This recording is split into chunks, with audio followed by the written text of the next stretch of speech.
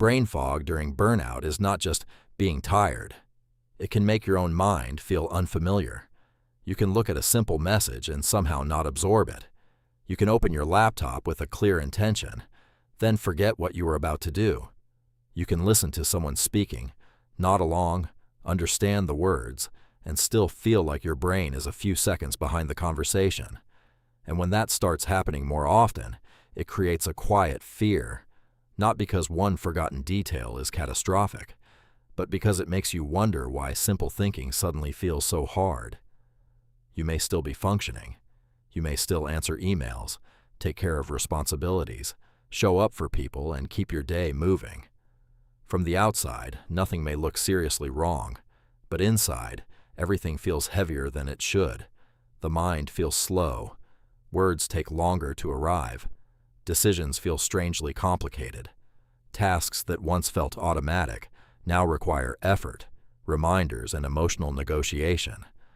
So you try to push through it. You tell yourself to focus. You make another list. You drink more coffee. You clean your workspace. You promise yourself that once you get through this week, you'll feel normal again. And sometimes you do get a short burst of clarity. For an hour, maybe two, you feel like yourself again. Then the fog comes back. That's what makes it so frustrating. It is not constant enough to fully explain, but it is frequent enough to disturb your confidence. You start double-checking simple things. Did I send that message? Did I lock the door? Did I already tell this story? What was I just about to say? At first, these moments seem small. Then they begin to shape your behavior. You avoid complicated conversations because you're afraid of losing your train of thought. You hesitate before making plans because keeping track of details feels stressful. You reread instructions because your brain doesn't hold them the first time. You pause before speaking because you're not sure the right word will come. And the more this happens, the more personal it feels.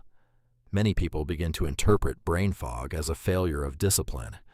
They think they are not organized enough, not motivated enough, not mentally strong enough. Some people blame age. Some blame laziness. Some silently worry that something deeper is wrong. But those explanations usually focus on the visible symptoms, not the hidden structure underneath. Because burnout does not only drain energy, it changes the conditions your brain is working under. When your system is under prolonged pressure, your mind has to manage more than the task in front of you. It is also tracking unfinished work, emotional tension, deadlines, responsibilities, messages, guilt, worry, and the constant sense that something else needs your attention. Even when you sit still, your brain may not be resting. It may be scanning, preparing, replaying, predicting, monitoring, trying to stay ahead of problems that never fully stop.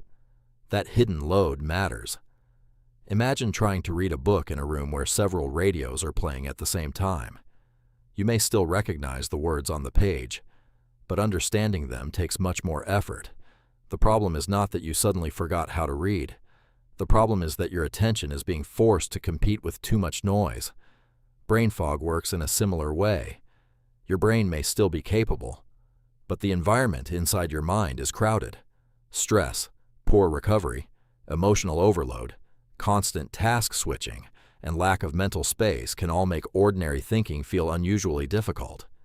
The brain has less room to encode details clearly, less room to hold information temporarily, and less patience for decisions that require effort. This is why you might forget something simple while remembering something stressful in perfect detail. The brain does not treat all information equally under pressure. It tends to prioritize what feels urgent, threatening, emotional, or unresolved. Meanwhile, ordinary details can pass through your day without being stored clearly. So when you forget a name, miss a small step, or lose a thought mid-sentence, it may not mean the memory disappeared. It may mean your attention was never fully available when the information arrived. That distinction is important. Because memory begins before recall, you cannot easily retrieve what your brain never had enough clarity to record. This is one reason burnout brain fog can feel so confusing. You are not always forgetting because your memory is weak. Sometimes you are forgetting because your attention was already overloaded. And once attention becomes unstable, everything downstream becomes harder. Reading takes longer. Listening takes more effort. Conversations become more tiring.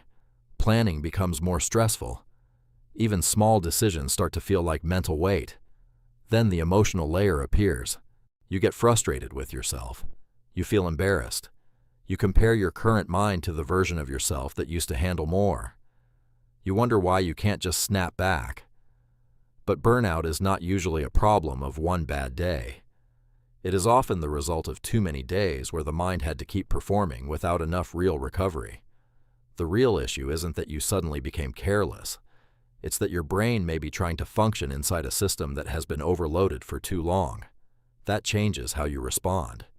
Instead of asking, "Why am I so bad at focusing?"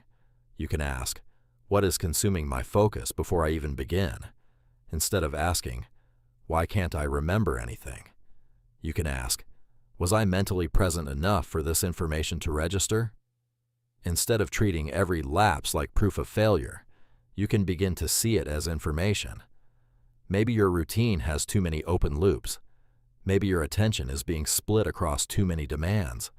Maybe your nervous system has stayed in a state of pressure for so long that calm focus feels unfamiliar.